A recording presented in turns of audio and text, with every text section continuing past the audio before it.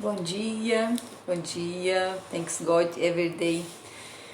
Quinta-feira, feliz quinta, já chegando aí no final, né, dessa semana abençoada. E como é que você está? Espero que esteja bem, espero que esteja em paz, espero que esteja consciente, né? Porque esse é um dos objetivos das nossas conversas aqui, nós nos tornarmos cada dia mais conscientes de tudo que Deus tem para nós, né? Nós temos aqui discutido nesses dias assuntos do alto, né? O que Deus tem para mim e para você, que vida plena é essa que Ele veio trazer, né? Esse tem sido sempre o assunto nosso no Thanks God Every Day de todos os dias. Então vamos lá na leitura da palavra. Lucas capítulo 4, versículos 18 e seguintes. O Espírito do Senhor está sobre mim, porque me ungiu para pregar o evangelho aos pobres. Ele enviou-me para curar os quebrantados de coração, para pregar libertação aos cativos e restauração da vista aos cegos, e para pôr em liberdade os oprimidos, para pregar o ano aceitável do Senhor. E ele, Jesus, fechando o livro, o deu novamente ao ministro e assentou-se. E os olhos de todos que estavam na sinagoga estavam fixos nele.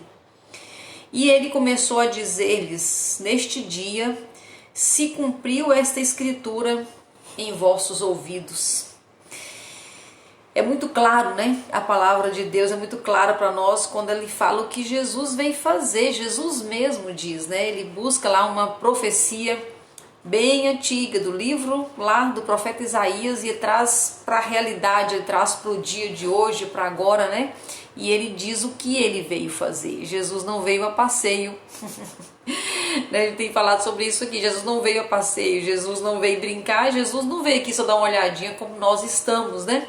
Na verdade, ele veio para fazer uma transformação, para fazer uma metanoia, para fazer uma mudança radical na vida daquelas pessoas que tem Ele como Senhor e Salvador, né? Então, ser cristão, aceitar Jesus na nossa vida, não é frequentar uma igreja. Na verdade, ter Jesus na nossa vida mostra e traz para nós um lifestyle, para falar bonito, né?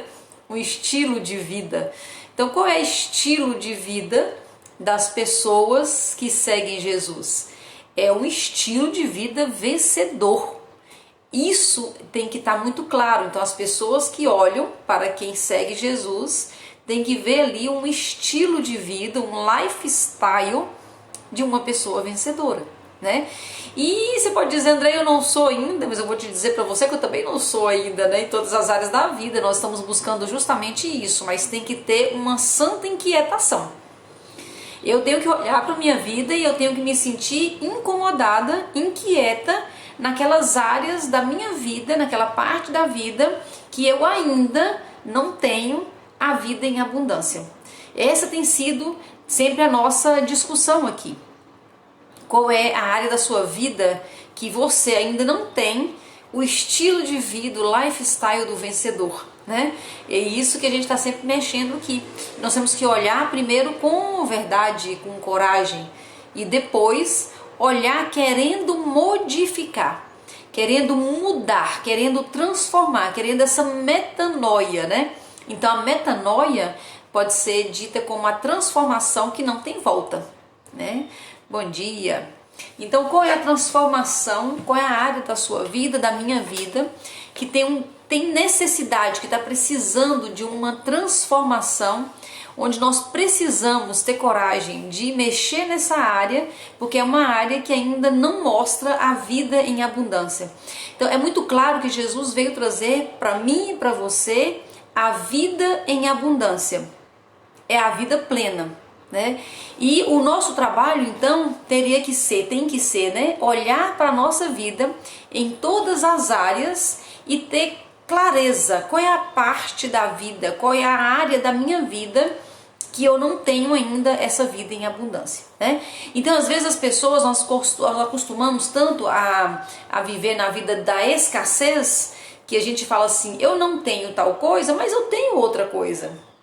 Isso é escassez, né? Então, onde que Jesus não pode entrar então na minha vida ou na sua? Onde é que esse lifestyle pode ser um lifestyle de perdedor e em outra área de vencedor? Não vai combinar muito. Na verdade, Jesus veio, como a palavra mesmo diz, nós estamos lendo essa semana, trazer vida em abundância em todas as áreas da vida. Eu tenho falado sempre das 12 áreas, né? Um dia nós vamos falar de cada uma, talvez, ou de algumas, né? Então nós temos que olhar para todas as áreas da vida, na minha vida física, no meu peso, no meu corpo, na minha saúde, na minha vida espiritual, no relacionamento que eu tenho com Deus, com as coisas do alto, na minha vida profissional, na vida financeira, na vida em relação aos filhos ou cônjuge, né? Relacionamento com família, na minha vida em relação à sociedade, enfim, são os amigos, são tantas coisas, são tantas áreas, na vida de desenvolvimento, né? Pessoal e profissional. Então, em todas as áreas que nós temos na nossa vida, qual é o, vamos dizer assim, quanto que eu posso dar de nota para essa vida, né? Quanto que eu posso dar de nota para a vida que eu estou vivendo em determinadas áreas? E essa nota vai me dar a clareza, porque o que falta às vezes para nós é a clareza, porque nós estamos nos conformando com uma vida menor em alguma área, conformado porque nós estamos vivendo bem em outra vida e em outra área. E não é isso. Jesus veio trazer vida e vida em abundância. É a plenitude da nossa vida, ou seja, é a vida na sua melhor versão, é a vida na sua melhor forma em todas as áreas. Isso é a vida em plenitude, né? Tem uma frase de uma abolicionista, eu não sei o nome dela, não lembro aqui agora, mas é uma frase bem famosa que fala o seguinte: eu libertei 1000 escravos e teria libertado mais 1000 se eles soubessem que eram escravos. Então, às vezes, o que falta para uma pessoa ter essa vida em abundância é a clareza de que naquela área ele não tem vida em abundância ainda. Então, a pergunta que fica para mim e para você hoje é: qual é a área da minha vida que eu ainda não tenho a plenitude, que eu estou vivendo ainda como escravo? A gente tem falado muito aqui também sobre alienação, né? Então nós vivemos em sociedade. E quando nós vivemos em sociedade, as pessoas, né? Nós vivemos em sociedade e as pessoas que nós convivemos desde a infância, isso pode ser os nossos pais, pode ser os nossos educadores, pode ser qualquer pessoa que teve alguma ascensão sobre nós, né? Normalmente são pais e educadores, escola, religião, né? Religião nós frequentamos.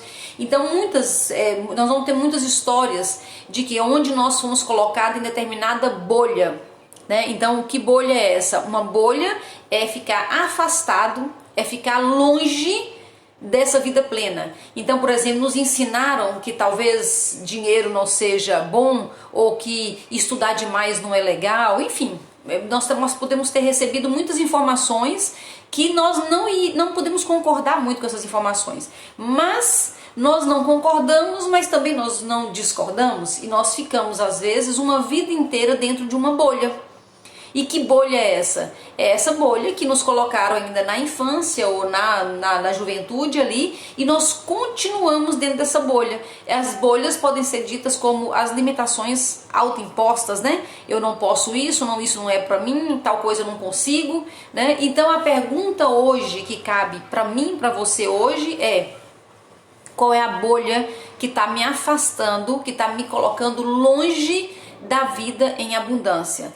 Qual é a área da minha vida que eu não tenho ainda a vida em abundância? Essa área, ela tem que ser motivo de atenção para mim. Então eu identifico onde eu preciso melhorar e eu faço alguma coisa nesse sentido, né? É interessante que nós estamos vivendo aí em tempo de pandemia, já são aí 1 ano e 2, 3 meses, acho que 1 ano e 3 meses já, né, na pandemia. Então nós estamos falando aí de 15 meses da nossa vida. Sabe o que aconteceu nesse tempo de pandemia? Uma coisa muito interessante. O mundo ele estava altamente acelerado e ele deu uma desacelerada. Como que ele deu uma desacelerada? Na medida que as pessoas ficaram em casa, foram menos ritmo na vida, e isso desacelerou o mundo. Nós podemos falar de várias coisas negativas que aconteceram nesse período, e tem muitas coisas negativas mesmo.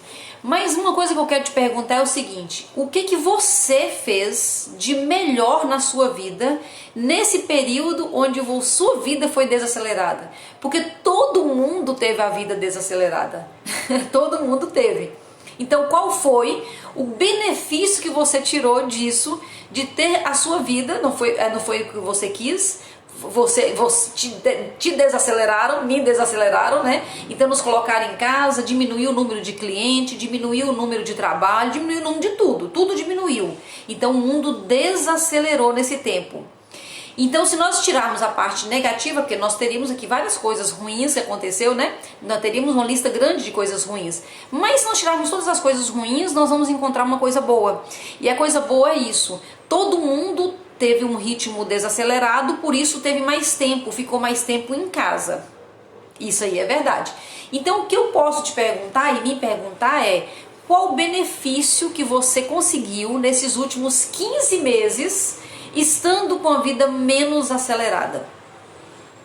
Se você não tem nenhum benefício, então tem alguma coisa errada. Ou seja, o mundo desacelerou e talvez você continuou acelerado aqui dentro, né? Ou aqui dentro. Então, se o mundo continuou acelerado dentro de você, talvez você não tenha nenhum benefício tirado do tempo de pandemia. E isso é muito grave. Isso é muito grave por quê? Porque 15 meses se passaram, né? E em alguma coisa você tem que ter feito diferente para você mesmo. Por exemplo, muitas pessoas falam que não conseguem fazer exercício físico porque não tem tempo ou por causa da correria. Então, se isso é verdade, nesse período, essa mesma pessoa que falou que não tinha tempo, ela teve tempo, então ela deve ter se exercitado bastante. Ou não, né? Outra coisa, a pessoa que fala que não tem tempo de cuidar da própria alimentação, que fica comendo coisas prontas na rua porque a correria é muito grande, tá? Nesse tempo, você aprendeu a se cuidar melhor na alimentação, você agora tem tempo, teve tempo, né? E atenção, porque já está voltando normal a vida. Então já está voltando a aceleração. Então foi um tempo de oportunidade que nós ainda temos algum tempo ainda nessa pandemia. Tempo de oportunidade. Né? Outra coisa, estudou mais nesse tempo de pandemia, você aproveitou melhor a sua família, você está mais próximo da sua família por conta da pandemia, né? Mesmo que seja à distância, você está tendo mais paciência com as pessoas da sua casa nessa época de pandemia, porque afinal de contas você tem mais tempo para ter paciência também. Você está orando mais, você tem mais tempo com Deus, porque você agora está desacelerada ou não. Então às vezes a aceleração está tão grande, mas ela está grande dentro de nós, e nós não temos condições de aproveitar as oportunidades. Isso é muito sério e nós temos que parar para pensar sobre isso, né? Então a frase que eu citei foi: libertei 1000 escravos, né, da abolicionista. Teria libertado mais 1000 se eles soubessem que eram escravos. Outra questão para confrontar com essa frase é: Jesus chegou para o cego e perguntou: o que queres que eu faça? Mas não seria óbvio? Se um cego está te pedindo um milagre, não seria óbvio? Então Jesus pergunta: o que queres que eu faça? Então Jesus nos chama, então, nesse tempo, a consciência. Quais são as áreas da sua vida, quais são as questões da sua vida que não estão resolvidas ainda e que nós precisamos e podemos. Deus pode todas as coisas. Então, junto o poder de Deus de todas as coisas, com mais a sua consciência de que você precisa resolver essas questões, e nós temos aí uma equação vencedora. Essa é a equação vencedora. Você quer e você sabe que precisa, e Ele pode todas as coisas. Mas se eu estou inconsciente diante de Deus, se eu estou inconsciente das minhas falhas, das minhas dificuldades, dos pontos que eu preciso melhorar, obrigada, minha amiga, tão linda você. Se eu não tenho consciência do que eu posso, do que eu preciso, daquelas áreas da minha vida que tem que ser trabalhadas, sem consciência, Deus não vai agir.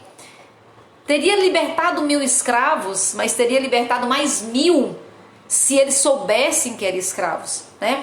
Então, o Jesus, ele tem o poder e ele quer fazer, mas Paulo chama atenção para nós em Gálatas 5, que fala: foi para a liberdade que Cristo nos libertou, foi para a vida plena dentro da liberdade que Cristo nos libertou. Mas atenção, não se deixe cair, não se deixe levar novamente para julgo de escravidão. Então muitas vezes nós estamos numa inconsciência tão grande na nossa vida que nós somos escravos e não sabemos que somos escravos. Como pode isso? Né? Como pode isso, eu ser escravo e não saber? Como eu posso estar no ritmo hipnótico fazendo as mesmas coisas sem nenhuma consciência e não saber o que está acontecendo? Então Jesus chega para mim e para você hoje e fala: o que queres que eu faça? O que está aí que pode ser melhorado? Qual é a área da sua vida que você ainda não tem a vida plena? Então Jesus joga para nós a bola. Jesus joga a bola, né? Então nós jogamos a bola para Jesus. Jesus, eu quero mais. Jesus, eu quero tudo. Eu quero isso, quero aquilo. Tá, aí Jesus joga a bola para nós. O que queres que eu faça? Consciência, atenção, presta atenção na sua vida. O que queres que eu faça? Então a tarefa para hoje, nós temos uma tarefa para hoje, né? A tarefa para hoje é listar as áreas da vida que você não tem ainda vida plena. Quais são as áreas da vida que ainda te falta a vida plena? De um lado você faz essa lista, do outro lado nós temos uma outra lista. Bom dia!